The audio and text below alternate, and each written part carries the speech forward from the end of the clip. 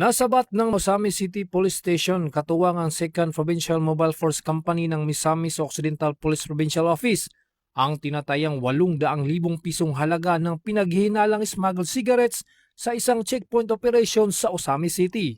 Bandang alas 11:10 ng gabi noong Hunyo 25, naharang ang isang puting multicab minivan sa border control point sa Barangay Labinay, Osamis City. Sa isinagawang inspeksyon, nabigo ang driver na magpakita ng mga kinakailangang dokumento para sa sasakyan at kargamento. Sa masusing pagsusuri, nadiskubre ng mga operatiba ang 20 kahon ng Berlin cigarettes na pinaghihinalang smuggled at may tinatayang market value na 800,000 pesos. Dinala sa kustodiya ng Osamis City Police Station ang sospek kasama ang mga nakumpiskang kontrabando at ang sasakyan para sa tamang dokumentasyon at disposisyon. Patuloy ang mahigpit na checkpoint at border control operations ng Misamis Occidental PPO laban sa pagpasok at pagbiyahe ng smuggled goods. Hinihikayat din ng publiko na agad i-report sa mga otoridad ang anumang kahina-hinalang transportasyon o illegal na aktibidad upang mapigilan ang pagkalat ng kontrabando sa komunidad.